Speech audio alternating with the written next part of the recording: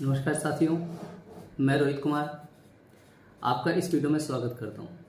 दोस्तों, आज मन में ना एक स्टोरी आई तो लगा कि चलो आप सभी के साथ में इस स्टोरी को शेयर करते हैं, शायद कुछ सीखने को मिलेगा, है ना।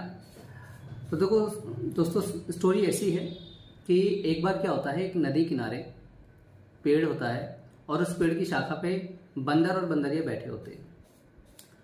तो कहानी है, कहानी के माध्यम से कुछ सीखने को मिलेगा, ठीक है।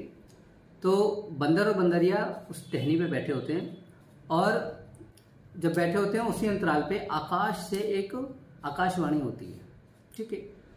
तो आकाशवाणी में ये बोला जाता है कि आने वाले 2 मिनट बाद जैसे ही ये आकाशवाणी खत्म होगी तो जो भी जीव जंतु उस नदी में छलांग मारेगा और छलांग मारने के बाद जब वो नदी से बाहर आएगा तो वो एक नए रूप में, एक हीरे जवाहरात और सोना चांदी से लदा हुआ एक राजा के रूप में आ जाएगा बाहर।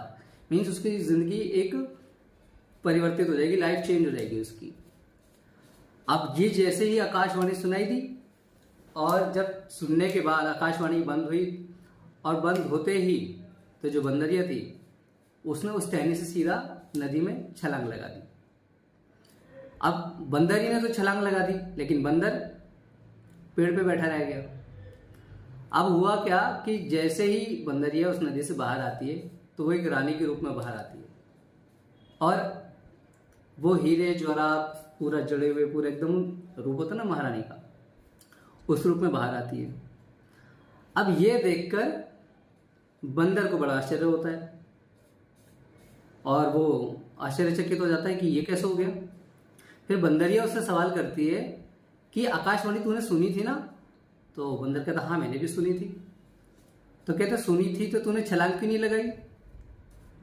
उसने कहा मुझे ना विश्वास नहीं हुआ, मैं सोचा हो सकता कुछ फेक होगा, कोई उल्लू बना रहा होगा, कुछ मजाक कर रहा होगा कोई, तो ये सब सोच के मैं कूदा नहीं, मैंने छलांग नहीं लगाई।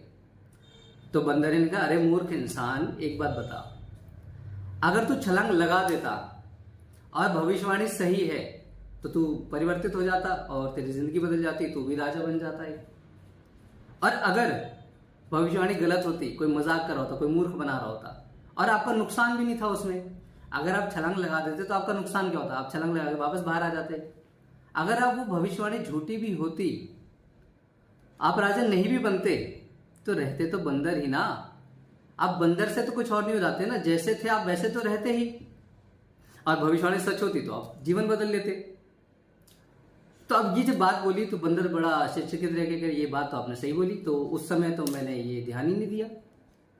तो दोस्तों, इस कहानी के माध्यम से हम क्या समझते हैं? देखिए होता क्या है कि लाइफ में हर किसी के जीवन में ना अपॉर्चुनिटी आती है, हर किसी की लाइफ में मौके आते हैं, लेकिन 99% इंसान क्या होता है, जिस समय पे निर्णय लेने की काबिलियत दिखानी होती है उस समय में हम अपने निर्णय लेने की काबिलियत नहीं दिखा पाते, हम सही निर्णय का चुनाव नहीं कर पाते और इस वजह से हमारी अपॉर्चुनिटी छूट जाती है।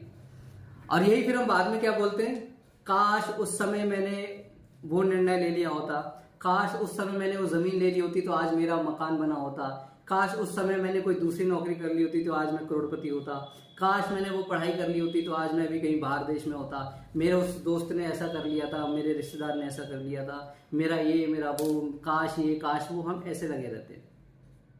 लेकिन हम इस पर निर्णय नहीं कर पाते कि जहां हमें निर्णय लेना होता है वहां हम बेहोश हो जाते हैं। तो दोस्त, निर्णय लेने की काबिलियत डेवलप करिए, दूसरों पर निर्भर होने की क्षमता को कम करिए, अपने आप पर निर्भर होना सीखिए। आई होप कि कहानी अच्छी लगी।